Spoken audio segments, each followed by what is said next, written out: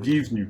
Aujourd'hui, nous allons parler de nos récentes découvertes qui viennent d'être publiées dans la revue scientifique Science Translational Medicine.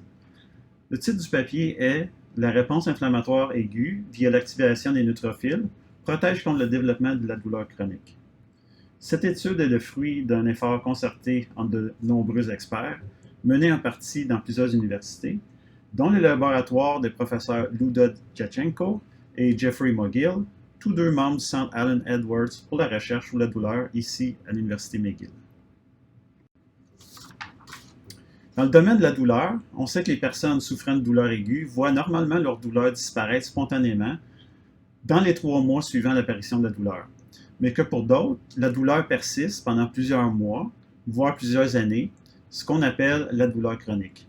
Les mécanismes moléculaires sous-jacents de cette transition de la douleur aiguë à la douleur chronique ne sont pas bien compris et font l'objet de cette étude. Pour étudier ces mécanismes, nous avons mesuré la transcriptomique à l'échelle complète du génome à partir du sang d'une cohorte de 98 patients souffrant de lombalgie au moment de l'épisode aigu de la douleur, à T0, et lors d'une visite ultérieure, 3 mois plus tard, à T1. Là, nous avons examiné les différences transcriptomiques, premièrement dans le temps, dans chaque groupe de douleur, et deuxièmement, entre les groupes de douleur à chaque visite. Dans le groupe de la douleur persistante, en haut, aucun gène n'est significativement exprimé de manière différentielle dans le temps. Cela contraste fortement avec le groupe des douleurs résolues, en bas, où des milliers de gènes sont significativement régulés à la hausse ou à la baisse, ce sont les points roses. On pense que la transition de la douleur aiguë à la douleur chronique est un processus actif, mais ici, nous ne trouvons aucune preuve à l'appui. Au contraire, à notre grande surprise, nous avons observé un changement transcriptomique important chez les personnes dont la douleur s'est résorbée. Lorsque nous avons examiné quel type de gène est exprimé dans le groupe des douleurs résolues, il s'agissait de gènes impliqués dans l'inflammation. Plus précisément, il s'agissait de gènes associés à une cellule immunitaire appelée neutrophile. Ces données suggèrent que la réponse immunitaire aiguë joue un rôle protecteur dans la chronification de la douleur. Nous avons ensuite réalisé une série d'expériences sur des souris pour tester l'hypothèse selon laquelle le blocage de la réponse inflammatoire aiguë entraîne une prolongation de la durée de la douleur.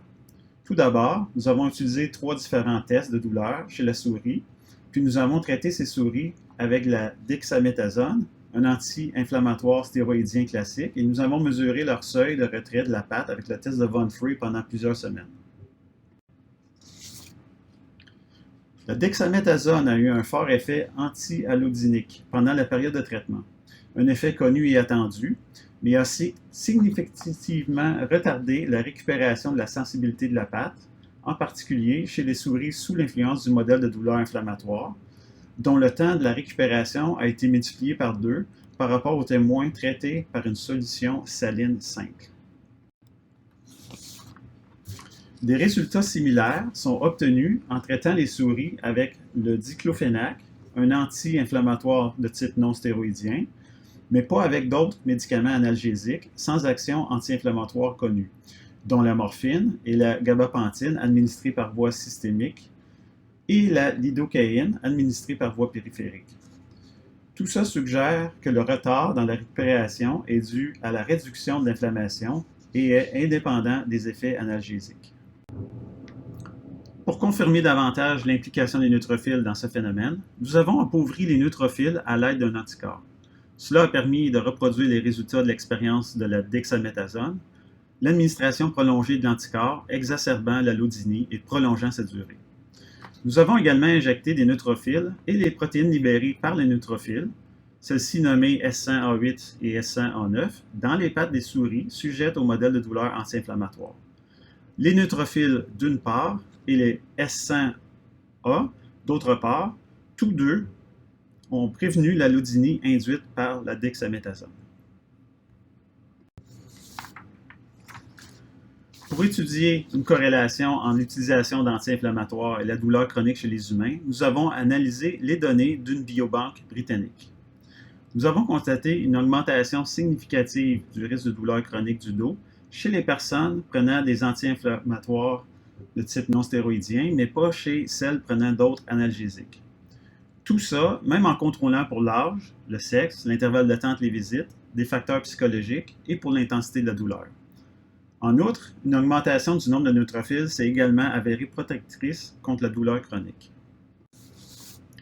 Pour conclure, l'ensemble de ces données suggère que le processus immunitaire actif confère une adaptation au stade de la douleur aiguë et que l'altération de ces réponses inflammatoires pourrait augmenter le risque de développement de la douleur chronique. Donc, voici l'équipe.